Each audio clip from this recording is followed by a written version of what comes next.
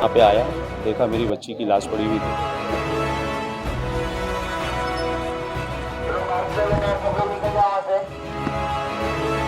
हम लोग भाग के गए देखने के लिए तो भाई क्या हुआ। तो वहाँ पे एक गाड़ी थी, उसके नीचे 2-3 एक्सीडेंट हुए, तो हम लोग उनकी मदद करने लगे उठाने के। उसको उठा के बाहर निकाले, पीछे पलट के देखे तो हमारा ही बच्चा था वहाँ पे।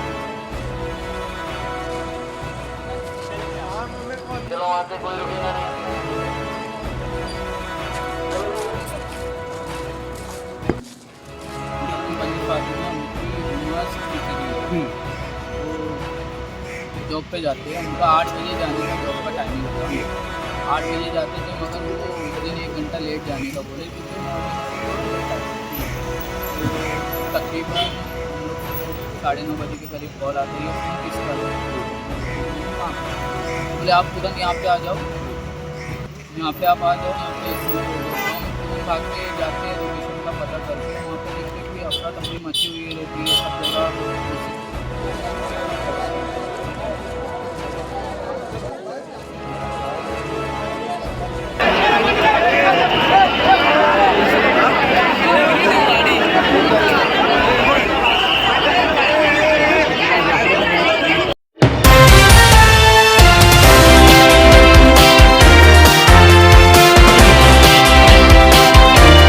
आपका नाम बताइएगा। मेरा नाम अब्दुल सलीम शाह है। आपकी बच्ची का नाम क्या है? आफरीन शाह। कैसे क्या कुछ हुआ था, आपको कैसे खबर लगी कि मुझे कुर्ला बाबा हॉस्पिटल से 9:54 पे फ़ोन आया कि आपकी बच्ची कुर्ला बाबा हॉस्पिटल में आई है, उसका एक्सीडेंट हुआ है। मैं यहाँ पे आया, देखा मेरी बच्ची की लाश पड़ी हुई थी। कैजुअलिटी में गया, और भी कई लोग इंजर्ड थे और भी लाशें पड़ी हुई थी। उसके बाद में फिर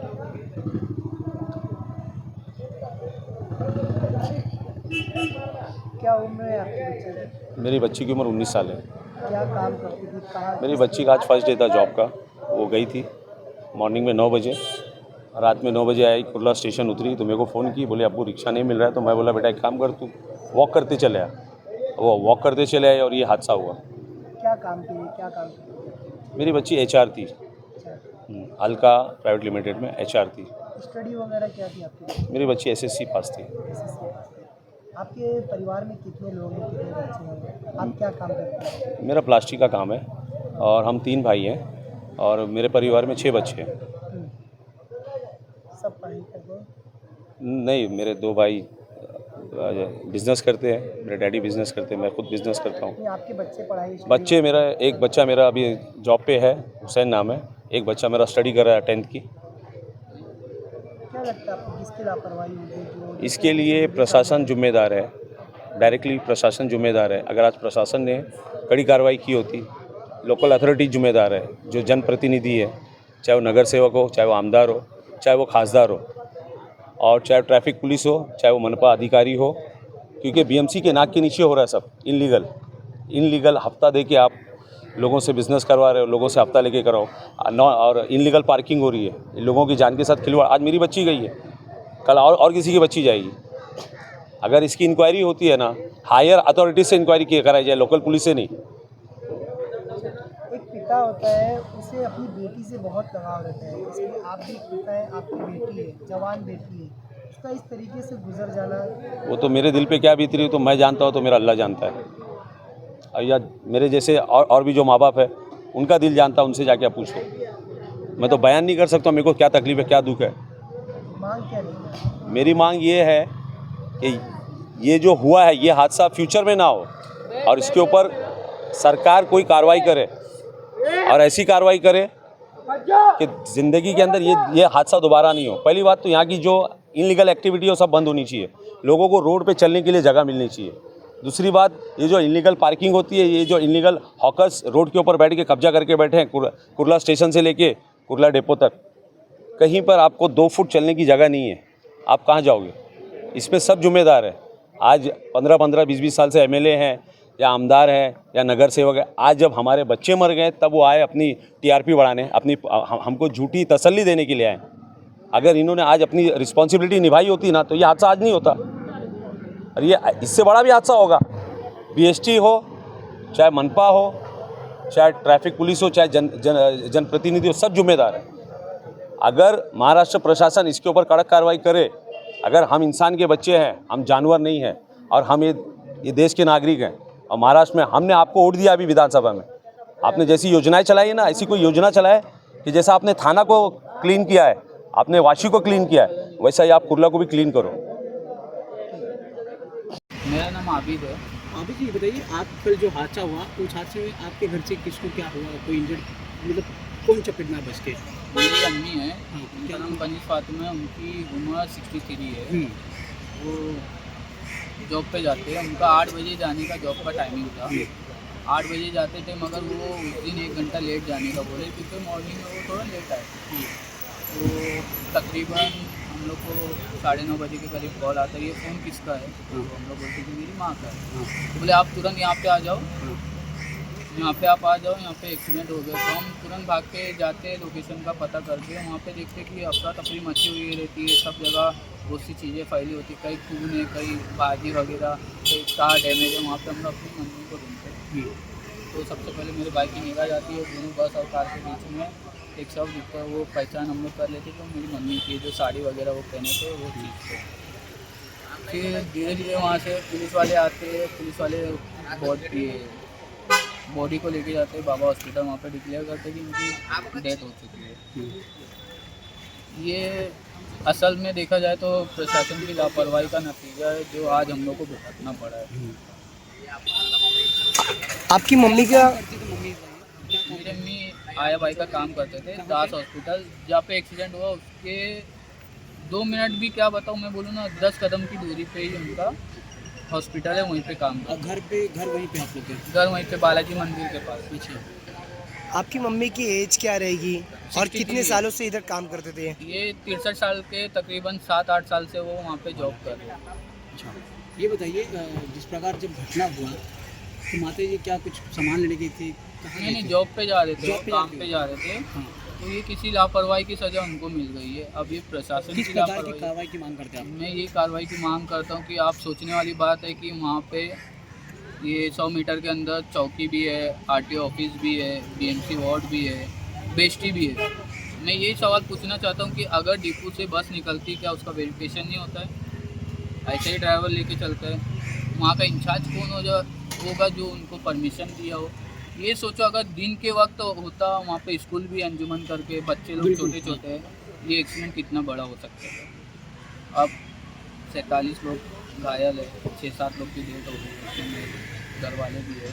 तो सोचने वाली बात, अगर ये दिन में होता है एक्सीडेंट तो अच्छा, आप वहाँ पहुँचे, किस तरह का माहौल देखा आपने वहाँ पे? वहाँ पे अफरा तफरी का मोटा पूरा खूनम खून था, बाजी सब चीज़ें डैमेज थी, कोई किसी को ढूंढ रहा है, कोई अपने वाले को चिल्लम चिल्ली पुकार हो रही। अभी मेरे को पता चला है सुबह की न्यूज़ में कि जो ड्राइवर है उसकी ज्वाइनिंग डेट 1 दिसंबर से हुई है, और अभी के टाइम पे क्या होगा, ये करप्शन चल रहा है। मम्मी को पहचानने में आपको दिक्कत होती, क्योंकि जब आप नहीं, बता रहे उन्होंने थे जो कपड़ा पहना हुआ था ना गाड़ी के पास, हम लोग वेरीफाई के भागते, हम लोग 3-4 लोग के देखे ना, तो जैसे मेरे भाई को दिखा वही टाइम पे हम लोग ने एक दूसरे को बुलाया, बताया, तो हम लोग फेस वगैरह डैमेज नहीं होता, साइड पूरा डैमेज हो गया था, जिससे उनकी पहचान जल्दी हो गई थी। असल में ये क्या है मालूम है, ये कॉन्ट्रैक्ट के नाम पे ना करप्शन है, इतना बड़ा करप्शन है कि बेस्टी का आपको क्या बताऊँ मैं, कि जो नॉर्मल ड्राइवर है वो भी आज बस चला रहा है। आप पहले देखोगे 5 साल पहले, 8 साल पहले जो बस चलती थी, बाकायदा रोड पे ना 6 ड्राइवर 8 ड्राइवर लोग को एक बस में रख के उनको ट्रेनिंग दी जाती थी, क्राउड एरिया में कैसे चलाना है, लोकल जगह में कैसे है, जहाँ पे जगह कम है वहाँ कैसे चलाना है। मगर अभी की जो बसें आई है उसमें इतनी स्पीड में गाड़ी चलाई जा रही है, आप अगर सीसीटीवी का फुटेज देखोगे ना, उसमें पता चलेगा कि एक गाड़ी की स्पीड क्या है। कॉमन सेंस वाली बात है, ईवी बस है, अगर उसका ब्रेक फेल होगा, कुछ भी होगा, तो उससे पहले नोटिफिकेशन इंडिकेटर देता है। अब आज के टाइम पे आप कोई भी बाइक ले लो, अगर उसमें सर्विसिंग भी आती तो उसका इंडिकेटर दिखता है कि ये गाड़ी को सर्विस करना है। क्या ये चीज़ें नहीं हो रही थी? सबसे पहले परमिशन वो बस को निकालने के लिए किसने दिया? एक्सीडेंट हुआ इतनी स्पीड में, तो वो स्पीड की ज़रूरत थी क्या? वहाँ पे स्पीड लिमिट है 30-20 की, इतना क्राउड एरिया है, एक भी स्पीड ब्रेकर नहीं है, तो इसकी गलती हम किसको दें? ये किसी और की गलती की सज़ा मेरे घर वाले को। आपके घर में और कौन कौन रहता है, कौन कौन काम करने लगा? देखो, मुंबई की हालत ऐसी है महंगाई के हिसाब से कि एक आदमी कमा के उनका घर पेट नहीं भर सकता है। यहाँ पे कमाने वाले 2 लोग हैं, मगर पालने के लिए हम लोग को 7-8 लोग का सामना घर करना में कितने लोग पड़ता रहते है। थे? 2 बच्चे, 2 बहन और 2 भाई। कमाने के कितने लोग हैं? कमाने वाले 2 लोग हैं और एक में 3 लोग। हाँ, मगर माता का कहना है क्या है कि आप लोग की कमाई से ज़रूरतें पूरी नहीं हो रही, इतनी महंगाई है, तो मैं भी काम करना चाहती हूँ। मैं ये सोचना चाहता हूँ कि मेरे घर की हालत ऐसी है, एक 60 साल की उम्र में मेरी मम्मी जॉब करी, तो सोचने वाली बात है कि मैं अपने घर की चीज़ें कैसे बताऊँ। प्रशासन को ये चीज़ बोलना चाहता हूँ कि आप हमको 5 लाख रुपये मुआवजा दे रहे। अब यहाँ पे आपको पता है बॉडी लेके जाने के लिए बीएमसी के एक भी एम्बुलेंस नहीं है। अभी मैं कुछ टाइम पहले ये सब चीज़ें बोला तो अभी एक एम्बुलेंस यहाँ पे भेजी गई है। यहाँ पे ब्लैक मार्केटिंग हो रही है एम्बुलेंस के नाम पे। अगर आपको बॉडी लेके जाना है तो आपको एम्बुलेंस आपकी प्राइवेट से लेना है। मैं प्रशासन से आप मेरे को 5 लाख रुपये दे रहे, आपका इतना पैसा है, मेरी मम्मी को ला के दे सकते हैं क्या आप? पॉसिबल है तो ला के दे दो, मैं आपको 20 लाख रुपये दे देता हूँ। अगर आप ये भी नहीं करना चाहते तो वही पैसे की तुम अपने प्रशासन को करो ना। आप आरटीआई मार के देखो कि ये लोग डीजल में, पेट्रोल में, गाड़ी में कितना खर्च करते हैं, ये जाता कहाँ है? घर में मम्मी कब से काम करे, कितने साल से काम कर रही थी माता जी आपकी? हमने 7-8 साल से 7 साल से काम कर रही थी। अच्छा, एम्बुलेंस के लिए आपने कहाँ का संपर्क साधा, कितना रुपये वो लोग मांग रहे हैं? देखो एम्बुलेंस का ना, अभी मैंने एक बंदा जो हमारे से पहले वो लेके गया, उससे कुछ 2-2.5 हज़ार रुपये लिया गया है। अभी हम लोग का नंबर आया नहीं, तो मैंने वेरीफाई किया। मैंने पूछा भी कि आपको यहाँ से एम्बुलेंस हम लोग को देंगे क्या? बोले कि नहीं, एम्बुलेंस वगैरह की अभी कुछ है नहीं, आपको अरेंज करना है। अब जैसी मेरे को बॉडी मिलती है, मैं ये चीज़ को ऊँचे लेवल पर पब्लिश करना चाहता हूँ कि ये जो ब्लैक मार्केटिंग हो रही है इसके ऊपर रोकथाम लगाना चाहिए। हमको मुआवजा नहीं चाहिए, हमको थोड़ी बहुत फैसिलिटी चाहिए। जीते जी नहीं दे सकते तो मरते हुए दे दो। मैं सरकार से यही हुआ। ठीक है, बताइए असगर शेख। शेख जी, ये बताइए कि कल जो हादसा हुआ, पूरी घटना के बारे में आपके परिवार से किसकी डेथ हो गई, कौन इंजर्ड, पूरा विस्तार से बताइए। कब इसकी डेथ हुई है, मेरी बहन जी है। क्या नाम है? मेरी बहन की लड़की आनम शेख नाम है। जी जी। और मेरे भोने का भी एक्सीडेंट हुआ उसके साथ में, वो अभी हॉस्पिटल में एडमिट है। उनके सर में चोट आई है। पूरी घटना बताइए, किस तरह से हुआ था, कब, कैसा? नहीं, उस बारे में तो मुझे नहीं पता जी। किस तरीके से होता, किसी को नहीं मालूम। जो ऑन द स्पॉट वहाँ पर थे उन लोगों को मालूम होगा। क्या हुआ था, क्या कॉल आया आपको, क्या जानकारी मिली? कॉल ये आया मुझे कि ऐसा ऐसा एक्सीडेंट हो गया है और आपकी भांजी का इंतकाल हो गया। अच्छा, क्या करती भांजी आपकी? बताया ना मैं आपको, नहीं, पढ़ाई कर रही हो। हाँ। 14 में थी, 15 का बाकी है, लास्ट ईयर उसका बाकी था। प्लस वो कैटरिंग का सीख रही थी, केक वगैरह बनाने का सीख रही थी, उसी का सामान लाने बॉम्बे गई थी वो। अच्छा। और कल ही हमने उसका एक जगह 50,000 भरा है कि वो चीज़ को और आगे बढ़ाने के लिए। जी। कुछ सीखने का था और बहुत कुछ। हाँ। बस अल्लाह की मर्जी थी, जाके आई, फिर वो आई नहीं घर पे। जब स्टेशन गई थी, किसी को क्या संपर्क किया था, कॉल किया था उन्होंने? किसी को फिलहाल तो नहीं किया, फिर वो अपने डैडी को किया ना कि क्या मुझे आके ले जाओ, रिक्शा नहीं मिल रही है। तो कहाँ रहती थी वो, कहाँ, और उसकी कुरला एज क्या हलाउपुर है? में रहती थी। उसका नाम आनम शेख है। उनकी एज है 20। अच्छा। और उनके पिताजी का नाम क्या है? पिताजी की अभी शेख। हालत कैसी क्या है? करते थे पिताजी? अभी फिलहाल तो रिटायर ही थे वो। रिटायर क्या हाँ, काम फिलहाल करते थे? वो आर्टिस्ट थे, आर्टिस्ट? मेकअप मैन थे। अच्छा। कैसे पिताजी को उन्होंने संपर्क किया? कुछ आखिरी बार आपको बताया होगा इस कैसे मामले में संपर्क किया? पिताजी भी कैसे हाँ, घायल हो कैसे गए? घायल हुए बताइए। दोनों क्या साथ में थे? दोनों साथ में थे, पूरे विस्तार से बताएंगे। दोनों साथ में थे। पिताजी गाड़ी चला रहे थे, पीछे बैठी थी। अच्छा। अच्छा। कैसे बस वाले ने contact- सबको रोनता गया तो उनको भी रोनता गया। कैसे कांटेक्ट किया, क्योंकि पूरे विस्तार से बताएंगे किस तरह से बच्चे ने अपने पिताजी को कांटेक्ट किया, कैसे क्या हुआ था, किस लिए कांटेक्ट किया था, क्या हुआ था? जब वो जो सामान लेने गई थी, जब वो आई है, उसके साथ उसकी एक फ्रेंड भी थी। अच्छा। उसको रिक्शा मिली, वो चले गए। हाँ। जिसको रिक्शा नहीं मिलती थी, क्योंकि वो नज़दीक है, डिस्टेंस बिल्कुल। ज़्यादा दूर नहीं है। हाँ। हलापुल कुरला स्टेशन में ज़्यादा अंतर नहीं है। जी। उसने कॉल की कि डैडी मुझे रिक्शा नहीं मिल रही है, आप आ जाओ। जी। ये चले गए गाड़ी लेके लेने के लिए। बाद में बहुत देर हो गया, काफ़ी टाइम हो गया, आए नहीं है। तो ऐसा हादसा मालूम पड़ा तो हमारे भांजे के एक दोस्त ने देखा, जो गाड़ी का नंबर देखा, उसने गाड़ी वहाँ पड़ी है। उसने फिर मेरे भांजे को साथ में ले गया। वहाँ जाके देखा उन लोगों ने, गाड़ी है, इन लोग का पता नहीं है। फिर लोग यहाँ वहाँ ढूंढे ढूंढे, तब जाके पता चला गया हमारी भांजी मिली, भांजी का देते। परिवार में कितने लोग हैं इनके भाई? परिवार में लोग कितने? 4 ही लोग हैं, 4 लोग हैं। एक बेटा, एक बेटी, माँ बाप।